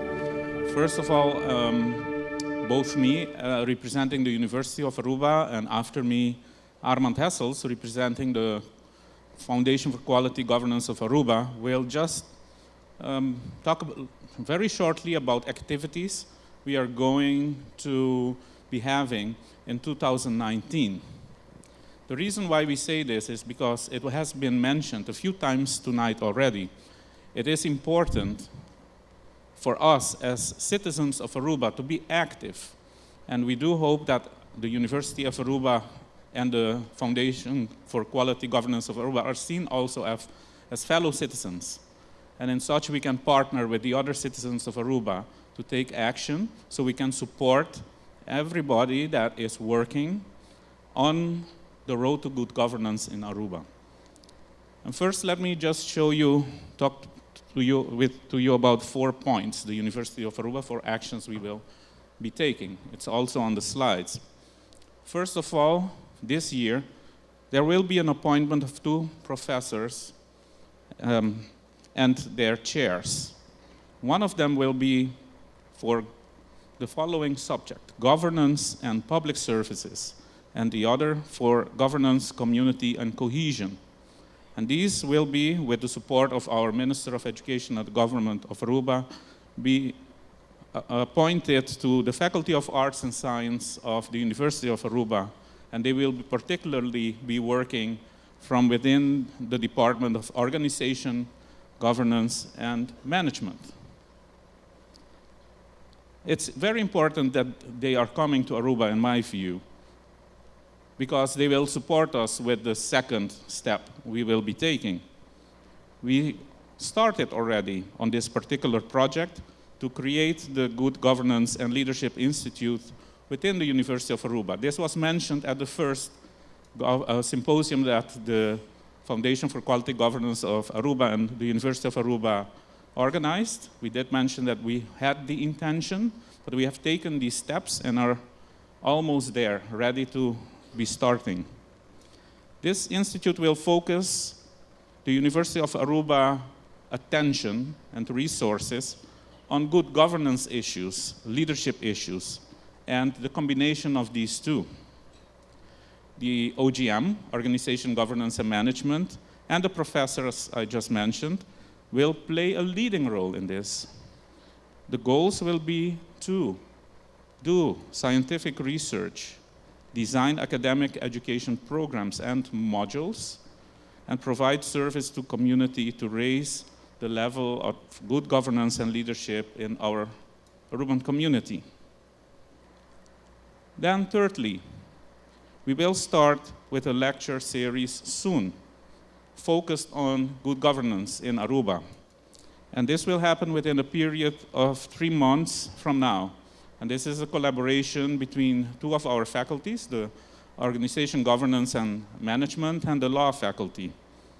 In due time, we will share more information about these activities with the general public.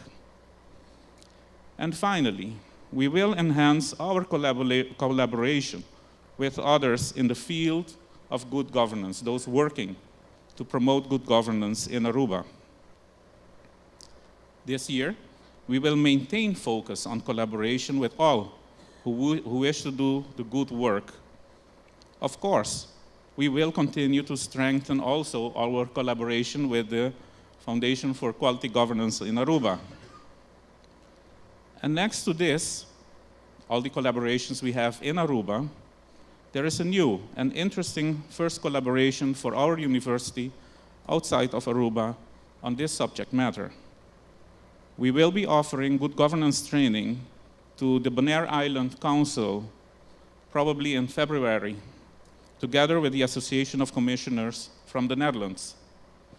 This work, being done by the University of Aruba, is one of the collaborations we believe it will also let us gain a lot of experience and know-how that will also help us to provide better services to the community in Aruba.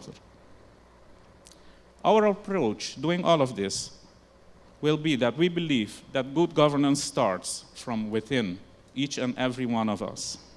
It's not only the speakers of today that carry that responsibility. That means that we all need to reflect on the fact what good governance requires from each and every one of us. You could start with the questions. And this was a question posed by a speaker in the previous symposium. Do I have clean hands? And then there are 3 norms that I believe some of us in this room share. We could start by asking the question, do I respect the norms, the principles, the interests of others that I was called to represent in the way I think and the way I act? Do I act with integrity? Am I open when I fulfill a public office? Do I do what I say? And do I say what I do? And finally, do I protect the interests of others when I hold a public office? Maybe an office in an organization or a business, or be it as a member of parliament, as a minister in government, as a member of a supervisory, a controlling, or an advising entity, as a civil servant. What about an educator, a scientist, a researcher? The change starts from within, by checking our moral compass every day, every moment. We can do that best when we collaborate, as we often need the help of others to keep our compass well aligned and functioning well. Now I will ask my colleague, Armand, who represents the foundation, to give his action plan for 2019. Thank you, Glenn.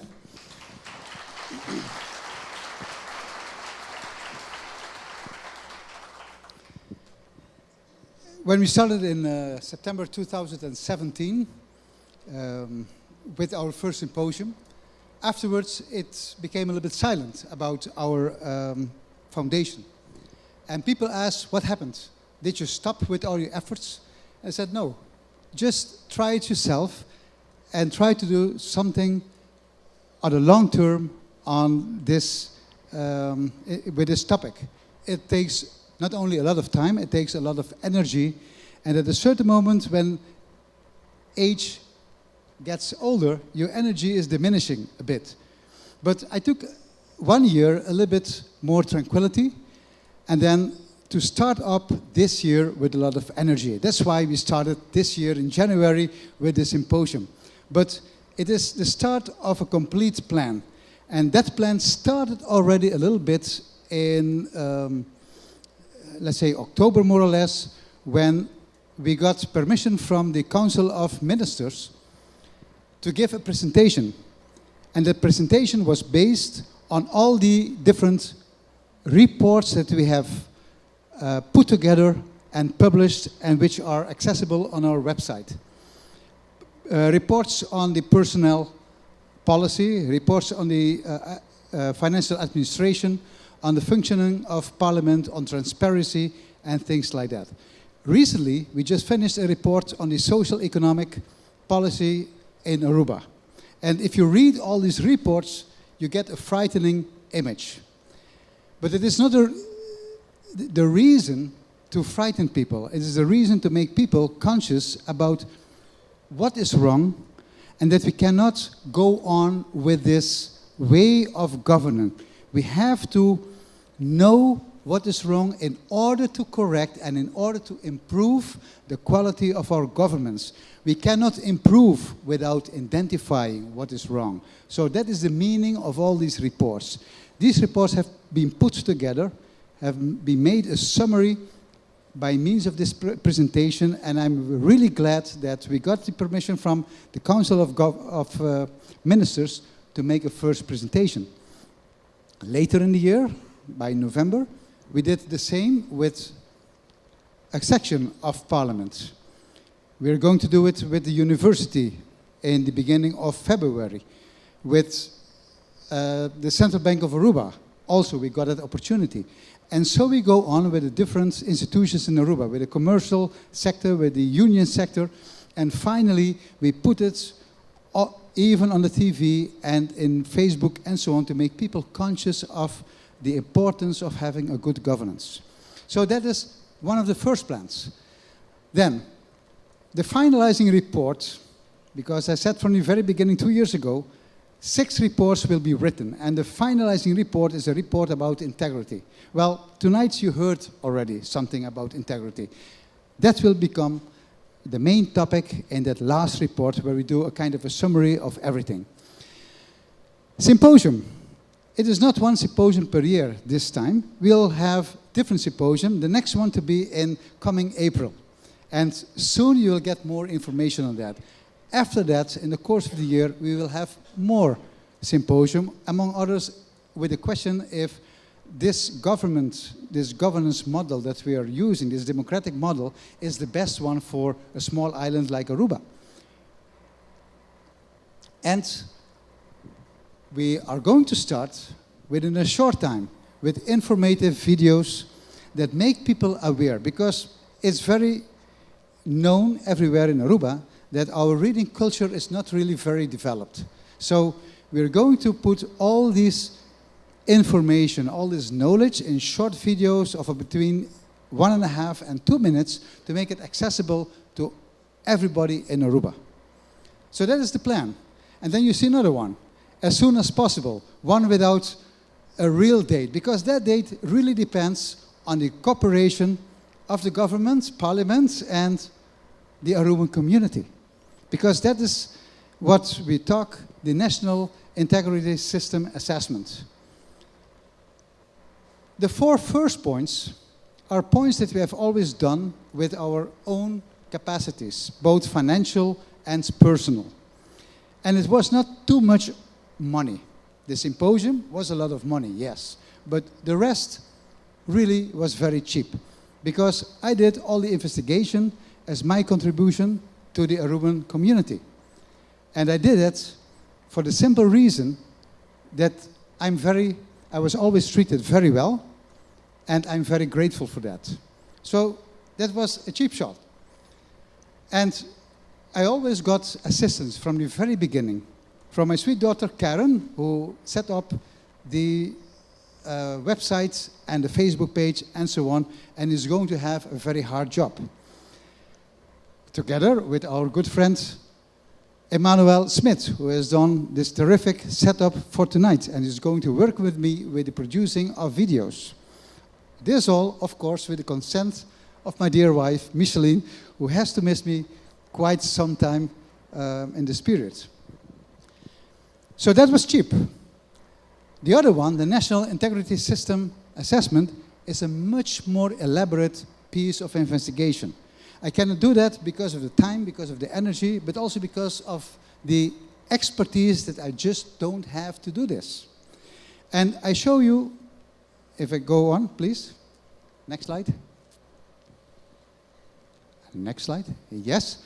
The National Integrity System Assessment is something that started more or less in 2011 in Europe, where more people who had problems with integrity started up a movement to really check out how the democratic system was functioning. This is one of the first reports, there was the first reports made in the Kingdom of Holland under the guidance of Mrs. Willeke Slingeland, who maybe some of you recognize as the keynote speaker at our first symposium. She did a really thorough job of analyzing the whole integrity system in Holland. But Holland was not the only country. Afterwards, it followed in 2013, please. Go on, in Curacao, where the second keynote speaker of our symposium, Mrs. Nelly Schotborg, did the same type of investigation, same type of analysis. And also in the third country in our kingdom, we had the National Integrity System Analysis for St. Martin in 2015. Please go on. There you see a little bit, that is a very wide investigation, very wide analysis of all different pillars that have something to do with the integrity. Now, I'm not going into it because that would take too much time, but it's so important to do, to execute, because without it, it is completely impossible, and I'm sorry to say that, to realize good governance in Aruba. We really have to identify all the shortcomings that exist in the different pillars of our democracy. And that can only be done with such an analysis. Now, as I told you, there is a problem with that. And that is the fact that you need so much expertise. At the moment you talk about expertise, a lot of money is involved. And just to give you an idea, please, go on. This is the amount of money that was passed to me as the budget to do this kind of a study. It's at least 165 to a maximum of about 200,000 florins. And of course, for us as a foundation, it's too much out of the way. But everything in life is relative. Because if you see the second slide, then you will see that, as a matter of fact, it's just peanuts. Because it represents less than 1/3 of our daily national interest payment. I don't know if every one of you have realized this sum. Every day we are paying at least 630,000 florins, and this sum is not even 1/3 of this daily cost that we are paying, mainly because of accumulated debt, because of bad governance for a large part. And that is really too bad. Please? Because, as I told you, government really needs this analysis to go on, to be able to realize the execution of the study. But it is not a responsibility of only the government. As all the speakers have said earlier, everyone is also responsible. It is not only the politicians who have committed errors, but citizens who put so much pressure on politicians in order to get privileges, either for a job, either for a piece of property, either for a project, whatever. They are responsible too, as well as enterprises that needed also all kinds of privileges to make their business work better. So we are all responsible. That's why I do an appeal on the government, and I will approach them in the course of the coming 2 weeks with a request to come up with part of this money, together with the community itself, to put the other part of money, in that way showing their commitment to realize good governance. So prepare, because I am going to get to you.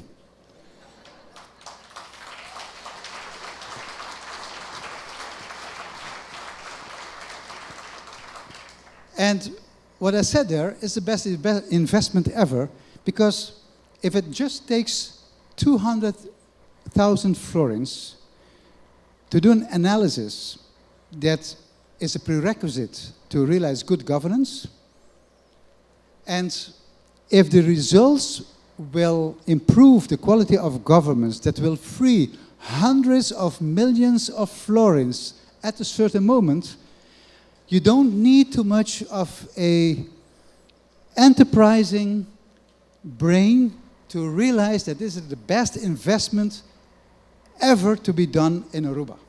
So I challenge you, be part of this, and let's go for the start of a great enterprise.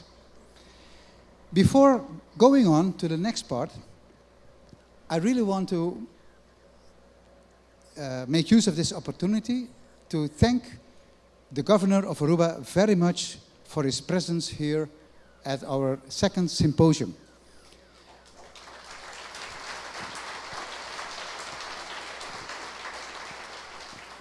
Knowing that his heart lies completely with the well-being of every citizen in Aruba, and that good governance is the prerequisite to make sure that not just a small group has a decent well-being, but that all participants in Aruba can enjoy that well-being too, we knew that he would really support this symposium.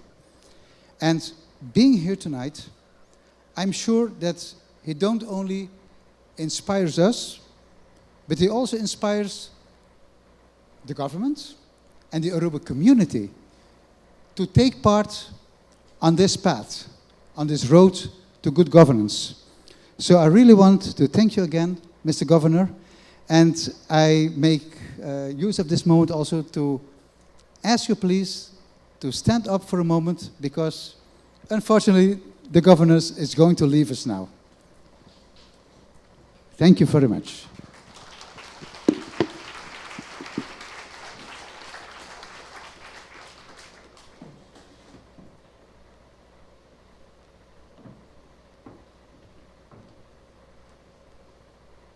I thank you very much for responding. And we are coming to an end as we're winding down and hoping that we can relieve you from sitting so long on these chairs. To end, I would love to call forward Mr. Michel Frank and also Mr. Armand Hessels, so we can thank our speakers of this evening and bid you farewell before we close.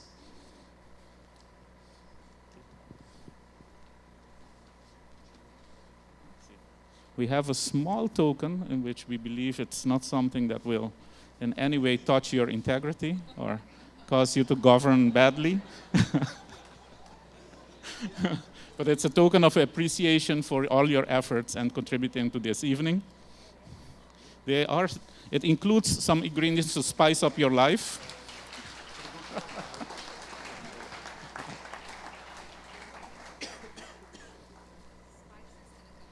Yes.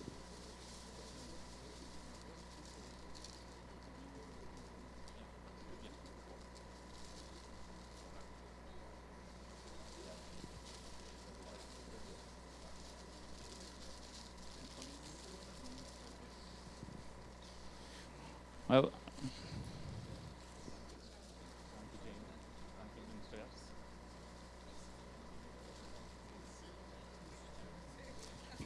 as we just thanked our speakers, Armand and me, we would love to thank you for coming in these numbers, having this enthusiasm for this symposium.